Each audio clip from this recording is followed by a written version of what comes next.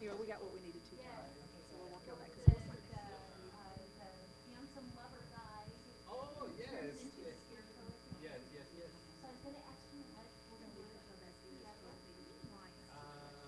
It's actually administrative staff said if we valuation ever needed of to, we could use this the file will. downstairs.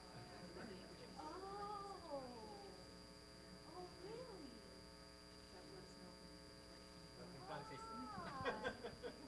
say so. That's what I understood. But we'll go ahead and move our desk. And Yeah, that way it's a very that'll additional actually make it more item. It's a good thing. efficient. I'm gonna just join you right here and leave my stuff up here.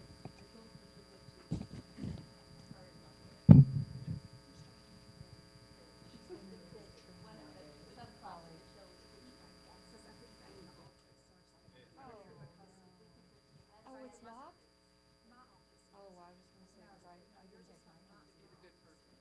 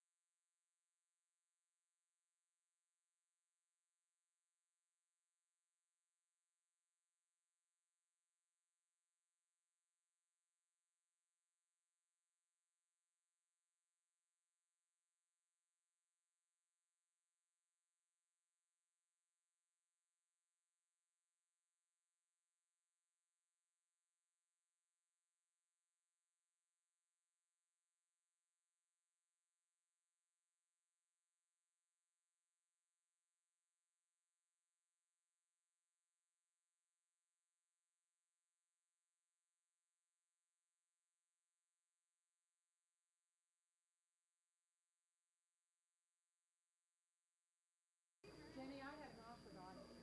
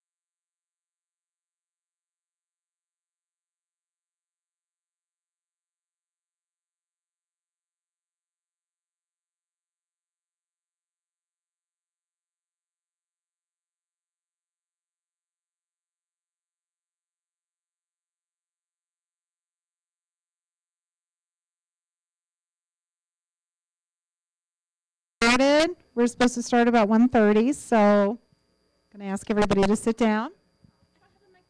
Oh, sorry. Ah, this is getting too official now. Pardon me. That's good. Brenda, I didn't realize you were playing in an orchestra. You and, did you play the flute?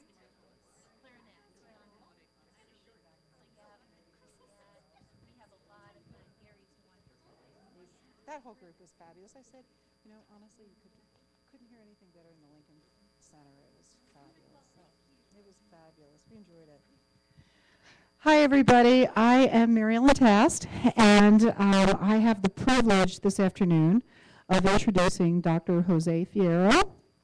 And I'm going to turn it over to Dr. Fierro in just a second, but I'd like to tell you a little bit about him. Dr. Fierro is an academic dean at Florida State College at Jacksonville's Open Campus. At this institution, he also serves as the director for the Center of E-Learning, which is the unit that develops college-wide curriculum for online, hybrid, and web-enhanced programs. Dr. Fierro is also charged with overseeing the production schedule for course development funded by multi-year grants from the Department of Labor and the Department of Education, which he currently is the co-principal investigator for a National Science Foundation grant. He is responsible for providing learner support services and faculty support for approximately 40,000 students and 250 faculty members per year. Quite impressive. So I'm going to turn it over to Dr. Fierro for some introductory remarks and then open it up to the group for questions, and I'll walk around with the microphone at that point. Good afternoon. Can you hear me okay? Okay. Thank you for having me here. It's a pleasure. It has been very enjoyable so far. A long day, but it has been great. Everyone I have met today have been very friendly, very open to answer my question, and very open to ask me a few questions. So thank you for the opportunity, and I'm very excited to be here today. I was told that you guys set up the weather this way to make it look like it isn't so bad, but then someone told me the weather is not always this nice. But to be honest, I was expecting for very cold weather, but it has been great to this point. Someone told me that maybe the afternoon is different, but I still keep my hopes up. So I'm assuming that I'm here for you to ask me any questions you may have about what either my qualifications or my vision or my philosophy on education may be. So please feel free to ask pretty much anything you want. I am very open, and I share anything you want me to share. So with that said, Good afternoon, Dr. Fierro. I'm Anne Murray. I'm the manager of institutional research here at the college. And I was wondering if you could tell us just a little bit about how you've used data and information to inform decision-making and processes. Yes. This sounds cliche, but I like to make sure that all my decisions are data-driven. I shy away from either because I like it, or because you like it, or because someone said that this is the best way to do. I don't like that. I prefer to make sure that we have collected sufficient information in order to make a decision, because for the most part, when we make decisions in an academic institutions, we have to live with the results for quite a bit. So it's better to do the due diligence and collect data before decisions are made. So I use data to make decisions on faculty evaluation, on curriculum development, program development, and obviously on long-term planning for either of the units that I manage, whether it's the traditional academic unit or the Center for E-Learning.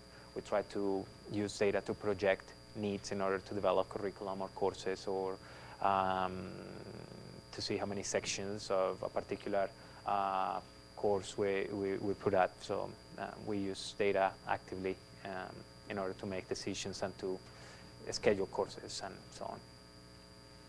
Thank you. No problem.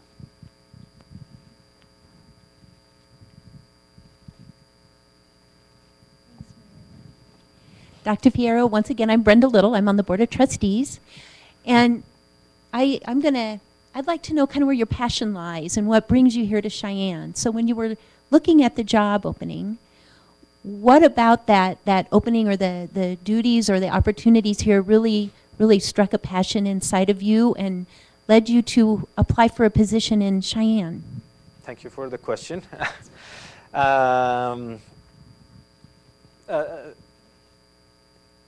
Obviously, to apply for a position like this, I want to advance my career, but that is not the absolute reason to come here. The main reason to come here is because the current state of the institution. As I was reading the website and the different documents that I found and conversations that I had with a few people, I found out that the institution is going through a transition. The institution is moving into a new direction. The restructure at multiple levels of the organization is happening. Basically, is the wheel of start moving Laramie Community College into the 21st century education that has been described recently in the literature. So I find the possibility of being part of the change, the possibility of contributing my ideas, of implement ideas from everyone, a very stimulating opportunity. I am looking for a place where I can have the opportunity to build things, an opportunity to see change happen, rather than a place where I have to implement what has been already determined. So as I answered a few minutes ago, I see this as the opportunity when someone calls you and said, this is the ground floor of this great deal, do you want to get in? So I think Laramie is in the right place at the right time for these changes to take place, and I find it very, very motivating and interesting to be part of that change and not only contribute my expertise, but learn from the expertise from everyone at the college. Thank you.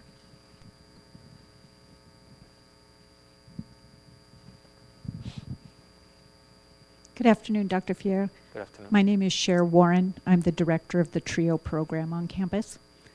As mandated by congressional legislation, community college TRIO programs must ensure that our participants will transfer to four-year colleges at a rate at least equal to or greater than the institution as a whole. With so much focus on programs of study related to the workforce, I fear that we're overlooking the importance of strengthening and/or expanding programs of study that are specifically transfer programs. What is your vision for transfer programs? Thank you. I think it's important to look at technical programs and academic programs with a bigger lens. It's important to see that both areas have a lot to learn from each other. It's important to see the traditional academics are very good at what they do, but the success of technical programs is no coincidence either. So there are skill sets on each end that need to be combined in order to strengthen both programs. It's also very important to see the reason the technical programs are growing is not because they're taking away from traditional programs, it's because the jobs in the community are changing. So the student that is going through a liberal arts program, going into a path into, let's say, medical school, that student is very unlikely to change his or her mind to go into a technical program.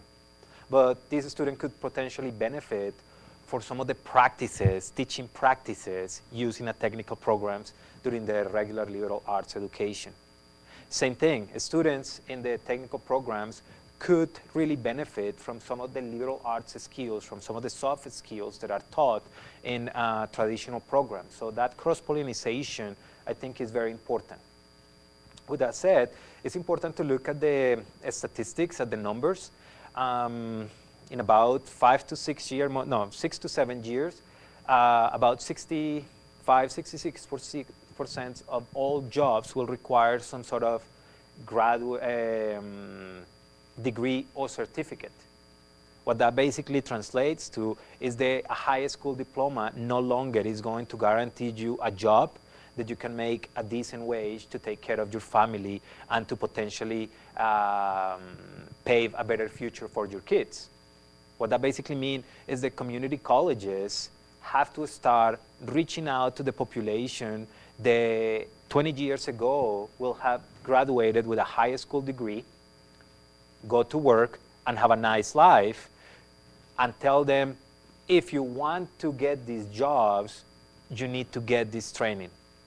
If once we get them into college, they decide that they want to do more than the technical certificate or the technical program, that is great too, because you're actually benefiting the community either way. But what I see happening is the technical programs are going to grow, not because they're taking away from the liberal arts, it's because they are opening the doors and giving opportunities to a student population, or to a population that in the past will have stayed at the high school level.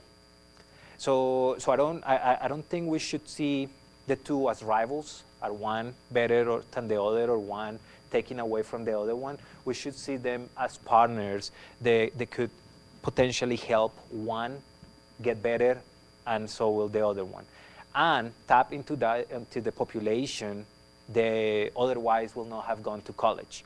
In order for an economy to grow, in order for a community to grow, we need to have educated members of the community. So whether these members of the community go through a technical program or to a liberal arts program, looking at the big picture is almost irrelevant, because you're better in the community as a whole. You're making a better future for the next generation, rather than just thinking that one is moving from the other one. So I think both could get better, both could grow, and in fact, I believe liberal arts will benefit a lot, because I think a lot of the students that will go into a technical certificate, they will get very curious to see what is the other end of the house, and may end up switching to more traditional programs. In fact, you find a lot of students that graduate with a technical certificate, go into the workforce, start earning a nice living, and they come back to school because they want to complete a bachelor's degree, because they want to go to graduate school. So I think both will grow, and I think liberal arts will benefit rather than getting hurt out of this partnership.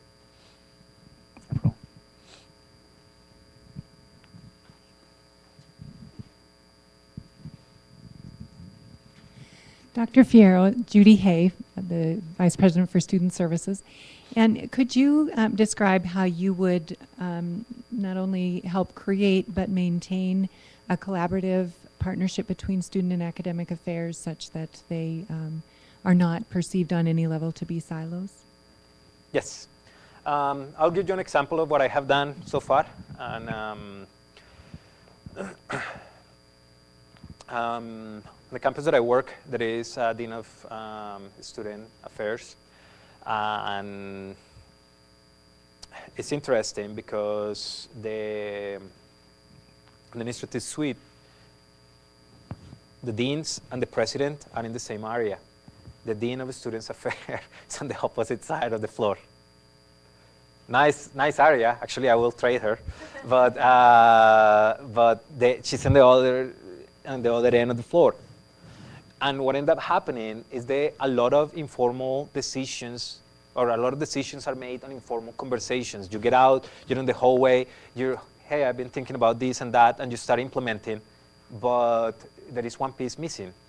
The student piece is not there. And one of the reasons is just because she's sitting elsewhere.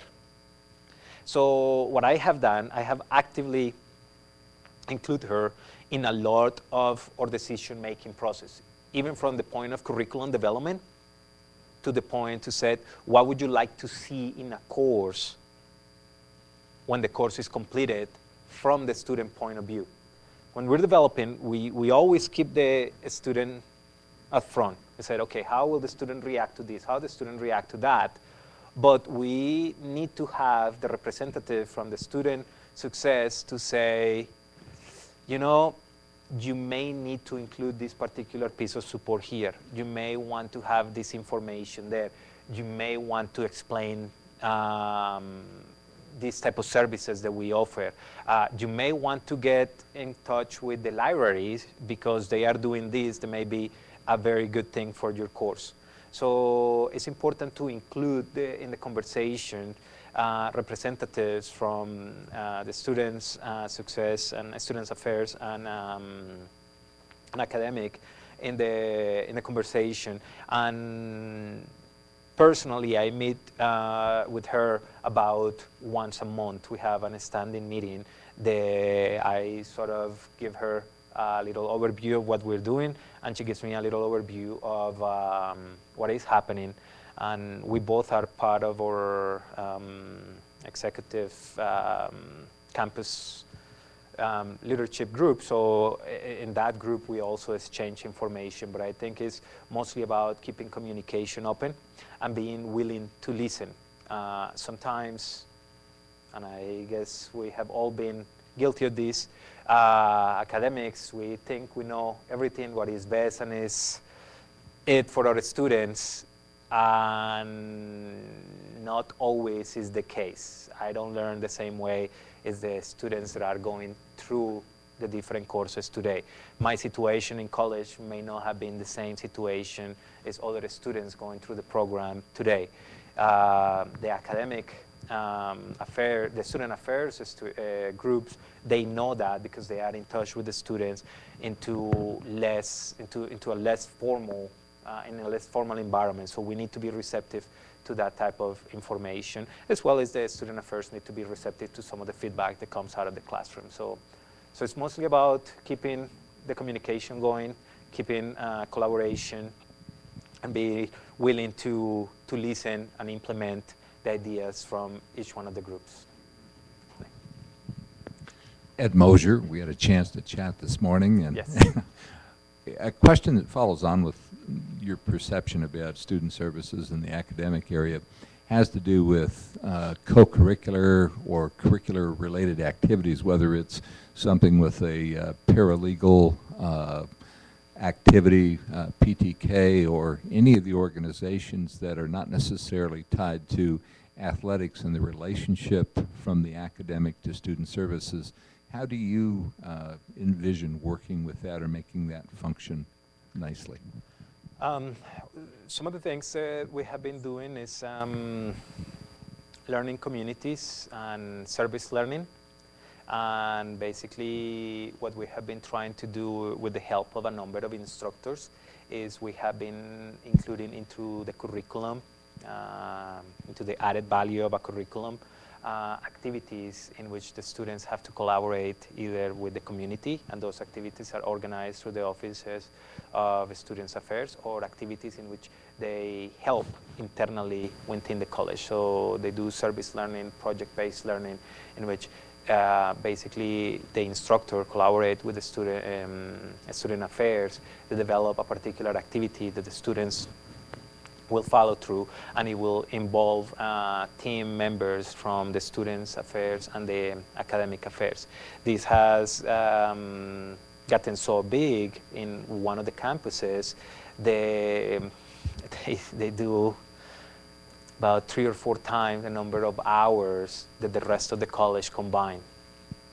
So in this particular campus, students and academic affairs work so closely together, creating service learning and opportunities for the students to go across disciplines that it works phenomenally. So I will see my role as to try to foster that type of collaboration, because at the end of the day, the only winner there is actually the student. And we are here to make sure the student has the best experience. So if that is what the student likes and that's what the student seems to do well and enhances the academic portion, why not? So I think, again, collaboration and involving the faculty into that arena is also very important. No problem. What other questions?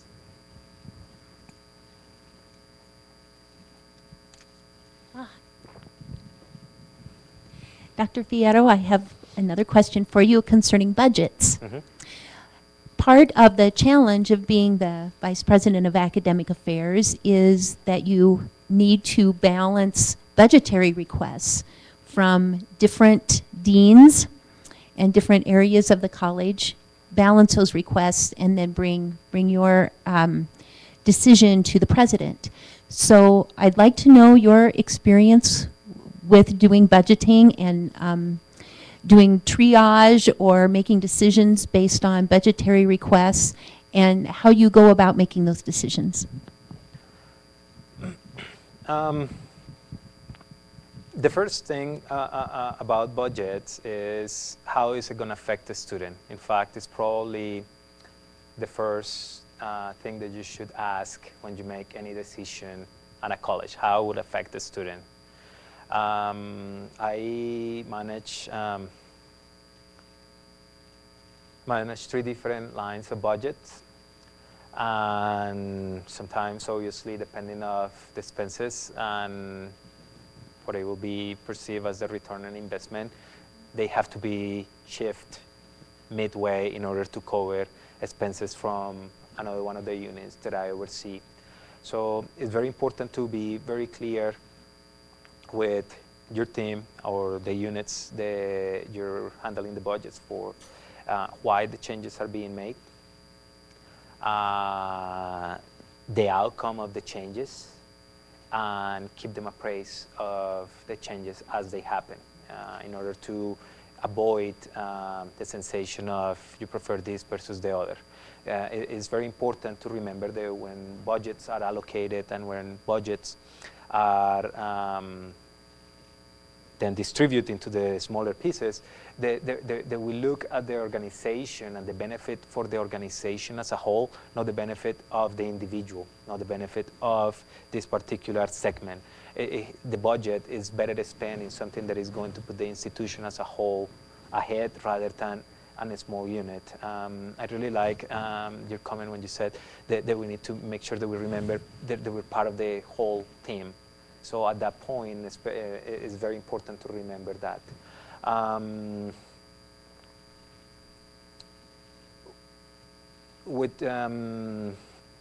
In times like this, when budgets get smaller, it's also very important and the responsible thing to do to look at what your current practices are allocating budgets and where that money is going. In many cases, when we have enough money, we tend to fund multiple initiatives, but the return on investment of those initiatives may not be very good. You could be losing money, or some of the initiatives are no longer needed, but because the money is there, you continue to fund them. So in times of budget crunches is where creativity is come at its best, in which you start doing better allocation of resources. You don't necessarily have to do more with less. You have to do smarter things with what you have. There are multiple programs in any organization that you will look, not only in colleges, but any organizations that are funded that really are not making a difference. Can you use those dollars to fund a program that is actually making a difference in the organization?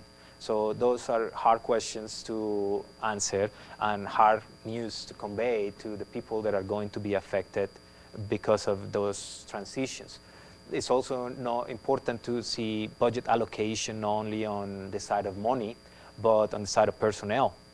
Sometimes you have very talented personnel that are working on, again, initiatives that really are not contributing to the overall success of the organization, not because they are not doing their job, just because the initiative is no longer needed. So you also have to allocate these individuals to a position in which they can be successful, where they can actually make a meaningful contribution. So when I'm talking about budget, I'm talking about, yes, the allocation of funds, but I also talk about the allocation of personnel, especially when the budget is shrinking, because personnel equals money as well. So you can save some money by restructuring the different areas to make them more efficient and effective. Does that answer your question? Very much so. Thank you. I'm still thinking. Yeah, very much so. Thank you. Hi, I'm Hello. Rachel, and I work with the federal TRIO programs as an advisor. And so we work with a lot of students who are non-traditional. They're first in their family to go to school, so first generation. So what is your philosophy in working with non-traditional students and balancing their needs in the classroom with their needs outside of the classroom? A lot of them depend on financial aid to come to school, and things happen in their lives. Their kids get sick, but they still need to have the rigor of the classroom. So what is your philosophy on working with non-traditional students? I think the non-traditional students are the bread and butter of community colleges. I think community colleges were created, and they still are responsible for making sure that everyone has an opportunity to go through college and attain a higher education. So if we stop doing that, if we stop open access, if we stop supporting first-time students, returning students, we're not doing any longer we're not accomplishing any longer the mission of a community college. So just to going further, I'm married to a first-time college student, actually. She's a first-time graduate, and education actually changed everything. By giving someone the opportunity of going to a school, by giving someone the opportunity of attaining a higher education, you're not doing something just for those 2 years or 4 years of their education career. You're actually changing their lives from that point on. So obviously, I'm a very big advocate of open access. I'm a very big advocate of supporting the non-traditional student. Not that I don't support the traditional student, but the traditional student is more likely to succeed than the non-traditional student. There are students in community colleges that no matter how bad we run the institution, they will be successful.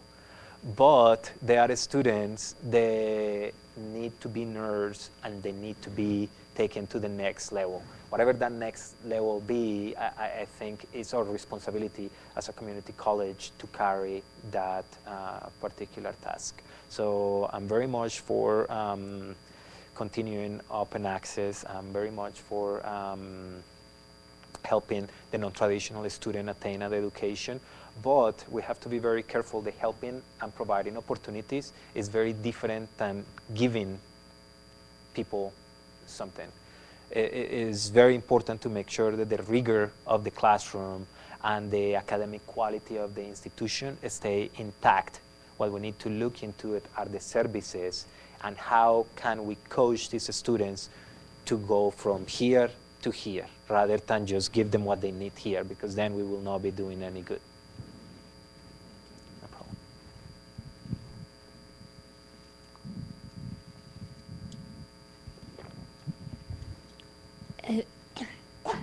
Excuse me.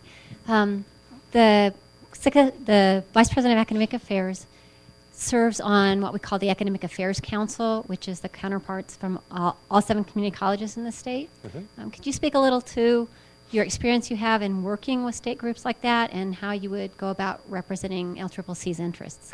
Yes, I sit in a number of state committees now in Florida. And state committees are very interesting groups, at least in Florida. I have not experienced a state committee in Wyoming yet, but state committees are basically about representing the best interests of the institution and get the best out of the committee from your institution. From what I understand, based on a conversation that I had with someone that used to work in the state, it seems that it works a little bit different here. It's more about collaboration and reaching some sort of consensus, which makes it a lot easier to do the right thing. So I think what is very, very important, and based on the conversation I just have with the president, is to make sure the collaboration across colleges stays alive and well. The spirit, the main spirit of the community college stays alive and well within the state, not just for the for Laramie County Community College. So I think it's very important to showcase what we do well, but also very important to listen to others, to see what they're doing well that we are not. We not always have the best answers, and they don't always have the best solutions either. So it's very important to, showcase what we do well, brag about what we do and what we have, but also listen to others, because great ideas come from multiple places. So it's important to bring that information back into the institution, analyze what you find in these meetings, and determine whether or not are things that could be potentially implemented here to make the institution that much better. So it's mostly about, providing a little bit of information, but mostly listening and taking what you can take to implement in your home institution and make those recommendations the best possible, or try to reach the best possible outcomes with those recommendations. So not a matter of contention, not a matter of competition, but if we can grow based on some of the work that they're doing, is just as well that if the idea comes from here. No problem.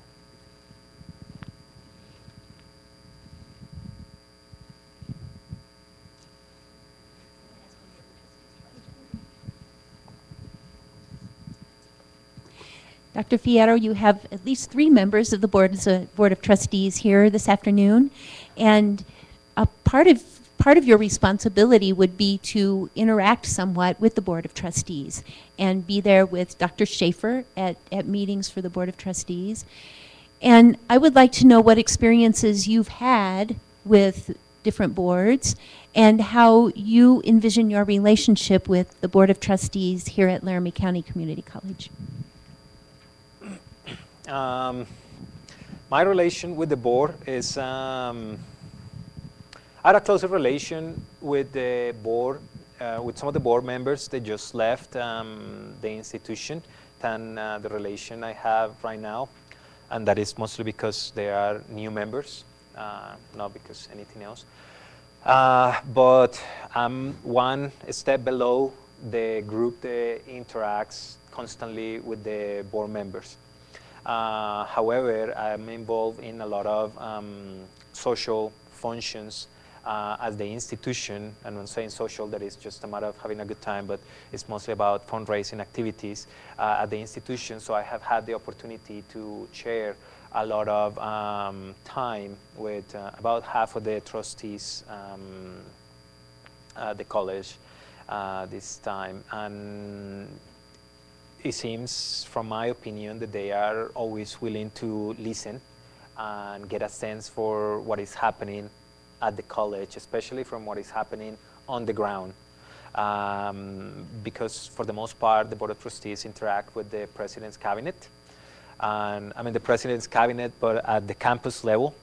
And our system is such the overall President is the one that gets to interact with the board, and he has his own cabinet. So it's like they're sub-colleges under the bigger umbrella. And the view that they get from president's cabinets may not be quite as granular as the view that they want to get, and it's not because of the president's cabinet is not doing a good job. It's just because obviously the perspective from that point is different than when you are down on the ground doing the actual work. So in my experience, I have found the board very responsive. I still have a nice relation with the past chair of the Board of Trustees, a very nice lady. And my relation here, I envision the relation as a very productive, very clean, transparent relation in which both parties will be able to voice their needs and their concerns in order to make sure the institution as a whole is healthy. A relation in which neither one of the parties will be afraid to say this is not going well, not in a cantankerous manner, but in a nice, easy, collaborative way that will lead to improvement. So I will see a vision of collaboration, honesty, transparency, because at the end of the day, obviously, we need to do what is right, regardless of which side of the table you sit. And what is right is to make sure that the level of instruction we have is the best the students can get within our reach. No problem. Thank you for being here today, sir, and appreciate you coming to Wyoming. I'm Doug Wilson, the director of the Physical Therapist Assistant Program here on campus, and we're a fairly new program. Several programs here in health sciences have specialized accreditation, as well as some of the workforce development and some of the other programs on campus. If you could address for me your experience with these specialized accreditation processes, and maybe some of the ones that you've experienced in the past, and how you might deal with that, and maybe what your role would be as a vice president in that process. Thank you. I'm more familiar with the accreditation of nursing, and at least in the state of Florida, baccalaureate programs in education have an internal accreditation process that is very similar to the accreditation processes and that take place on professional programs like the ones you just mentioned. And my role on that has been mostly on curriculum alignment, student learning outcomes alignment. So my role on that has been a role of making sure that the program outcomes are aligned, that the course outcomes are aligned, and that we're actually able, or the faculty in nursing or education actually are able to collect data and act upon that data in order to help with their accreditation reporting. So I have been active in the back end of those programs, making sure they are able to report, and that what they're reporting is actually accurate, an accurate representation of what is happening in the classroom. And before we got there, I was involved on the alignment. I don't have background in either or. It's just because my area deals with curriculum and course development. We were a supporting unit to the process. So mostly to help them with the reporting structure and alignment on the student learning outcomes. That's my experience with that. I'm going to actually jump in with a question. Could you talk a little bit about work you've done with career pathway development? Can you repeat that? Could you talk a little bit about any work you've done with career pathway development, transitioning high school to college, to 2-year to 4-year from the workforce, that whole seamless transition? If I'm understanding, like dual enrollment? That's a component of career pathways, yes. Yes. I have been involved in one of my previous jobs. I was involved on dual enrollment. So basically, high school students that were enrolled at the college, and there were a couple of tracks for them. Some of them were more inclined to the technical tracks, depending on their educational background and their future interests. And there was another track, or there is another track, that is early college or early college completion, in which students, they have the highest GPAs and have scored high in the college placement test, they are basically put in a special track in which traditional education is more evident. Many of these students graduate from high school at the same time as they graduate with an associate degree. And in the case of early college, this is a transfer degree. They articulate with any of the baccalaureate degrees that are offered in our institution. Or if it is an STEM program, we do have STEM partnerships that allow us to do bridge programs with research universities. So what we do is we help with the transfer at that particular time to a research one university. This program has been quite successful. A number of students now that are enrolling graduate programs, masters and PhD in the sciences, engineering, mathematics, and so on. And the students that are in the still dual enroll program, but it's not the early graduation completion. These students have also the opportunity to go through the transfer degree as well, but they are outside of the first group. Or they have the opportunity to enroll into technical programs. So some of these students actually finish high school with certificates that will allow them to join the workforce pretty much right away. So some of these are in medical fields. For instance, many of the students finish LPN programs by the time they complete high school. So if they wish, they could go straight into the workforce out of high school with a reasonable wage, and they are also offered the opportunity and the support to go back to school and perhaps transition into an RN program. So like that, we have different certificates that are popular. Depending on the school where we have the partnerships, we have programs that are in higher demand than others. There is a magnet school in town that is they specialize on vocational programs, and the students that come from that particular school for some reason tend to go into the ACE certification. And they finish high school and they are very close to complete their ACE certification and become certified ACE mechanics, which again allows them to go into the workforce right away and earn decent wage.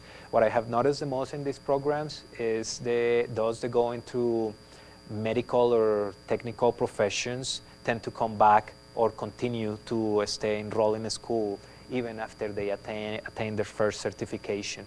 That is especially true in the medical field, especially in nursing, dental assistant, and physical therapist assistant. Those are areas where the students tend to come back.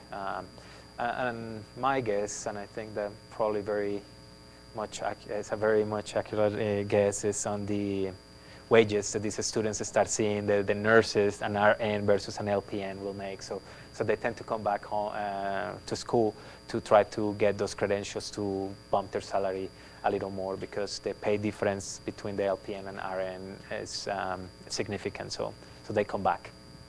Thank you. Other questions?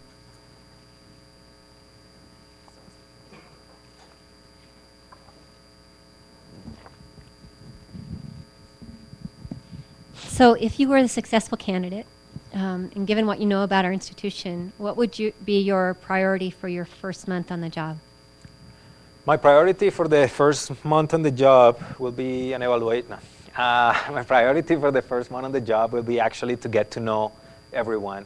In fact, will not be just the first month. It will be several months of getting to know everyone, spending time with the different departments, spending time with faculty, spending time with the staff to really get to know the culture.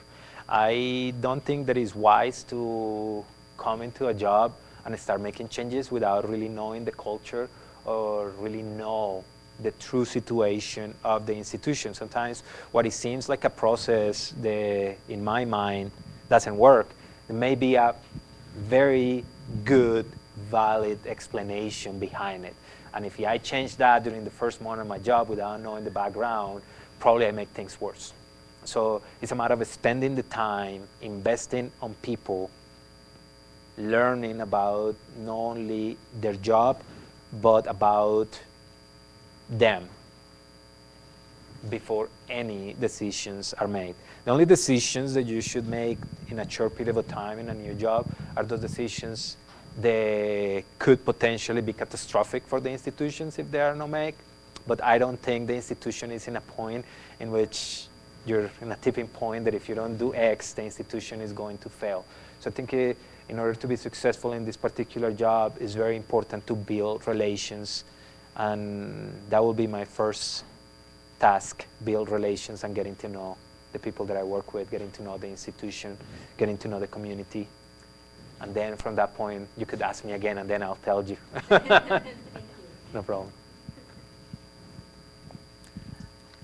I'm going to jump in with one more question. You mentioned several times today about understanding the community needs, and what I'm hearing is a holistic community needs analysis. What are your thoughts about how would you go about addressing that? About the needs of the community or getting to know A complete holistic needs analysis for our community. Well, I will try to be part. Let me go back. Part of the issue there for me to do that would be that I'm not only new to the college, but I'm new to the community. So part of what I will do is actually become part of the different community groups, or if I can't become part, at least assist to the open meetings of the different community groups to get to know what is happening. And in those groups, obviously network to get to know the different players within the community. I think my time will be very well spent there, even if it takes several iterations of it, by getting to know the people, by getting to know the people that make the decisions in the community. It will be nothing more damaging than someone that has no idea how the community works, that is a complete stranger to the community, to come and say, this is what we need to do, you guys need to listen to me because I said so. That really will not go well. So I think my time will be very well spent by becoming part of those community organizations, by being active in community activities as an observer initially, and as I gain the trust and the respect of the different community leaders, start voicing opinions based on my expectations, but my expertise or my observations. But all that has to be done with the utmost respect.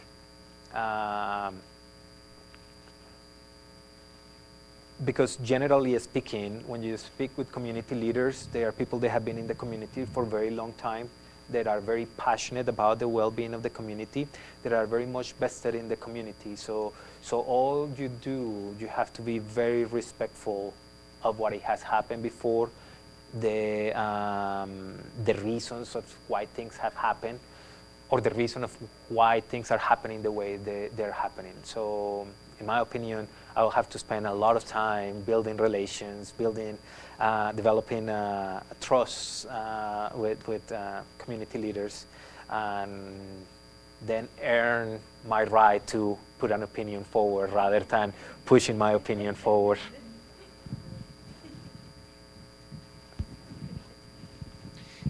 Could you tell us a little bit about your perceptions of the national attempt for complete college America, of which both the Lumina and the Bill Gates Foundation, and tell us a little bit about your vision, because this state is now a part of that process, and what you might think would be the benefits of being involved with it. I think we talked a little bit about that earlier, and as I was doing research, I noticed, and I shared this a minute ago, there's a lot of jobs here. There's a lot of places to go and get a job here. Problem is that there's no people trained to do that job. So you find a lot of people that could potentially move to Wyoming and live upset in about 6 months or a year because they couldn't find a nice job. And the concept will be, there's no jobs. They are jobs, but the jobs are in specialized fields. So I think what I see is the community colleges have a very important role of getting to know the labor market landscape and develop programs based on the needs of the community they serve. So you can actually bring those students to the college, route them into the programs that can potentially lead to a job when they complete the job, and lastly, serve the local industry. And as a return, you get a better community, because obviously the members of the community are educated, earning better wages, paying more taxes, and increasing the revenue for all the different local institutions to work. So I think community colleges are at the forefront to respond to these initiatives. And as I mentioned earlier, because of the type of industry that resides here in Wyoming, there are a lot of jobs and a lot of opportunities, but somehow we don't have enough people to cover those jobs. So it's important to start tapping into that market, into the market that traditionally will not have gone to school. And you don't have to offer them a traditional education, you have to offer them an education to improve their lives and to improve the outcome of what they do and what their family may do in the future. I said earlier today, the upwards mobility today in the United States is lower than ever before, and that in part has been because we have been underproducing graduates. And I think now is a very good time to sort of step up to the plate and start producing graduates, but in a meaningful way, in a way in which the graduate is actually able to go out and get a job. Some of the statistics actually are showing the graduates of technical programs and community colleges earn more money than graduates of four-year institutions in the liberal arts. Now with that, I'm not saying the liberal arts are unimportant. With that, I'm saying that there is a gap between the two. We can still produce graduates that are very competent on technical skills, but they still do have a well-rounded background in soft skills and liberal arts. So that's sort of my take on community colleges and its two initiatives. I think we have time for maybe one final question. Anybody? Let somebody else add. Just quickly, you're coming from a part of the country that is, I would say, significantly different than Wyoming. Any trepidations?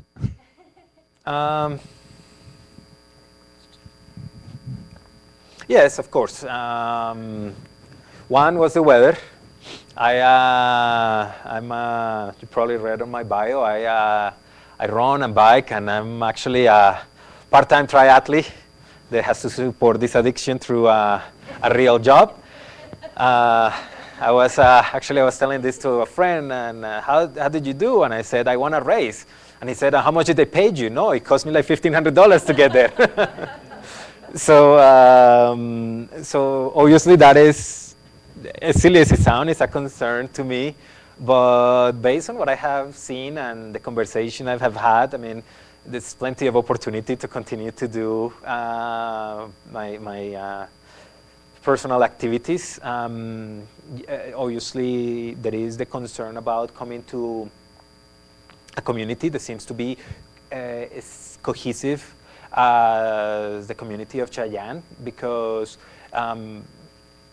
you know, in order to be successful in this job, I think you need to be able to break into the community and to make those relations happen and to have good relations with the community. So obviously that is one of the things on top of my list. And making sure we are obviously a good fit. You feel comfortable with me, and I feel comfortable with you, because obviously I think at this point we are looking for whether or not we can live with each other and whether or not our philosophies agree. And I don't want you to make the wrong decision, and I don't want to make the wrong decision either if it isn't a match. It's like entering in any other relationship, because we're going to have to work close together. We're going to have to start seeing things in a very similar way. We have to start playing for the same team. So all those little pieces, the chemistry, I think it has to be there, and those are my concerns, to be completely honest with you. Thank you. Okay, well, thank you very much, and thank you all for coming. Thank you very much for having me.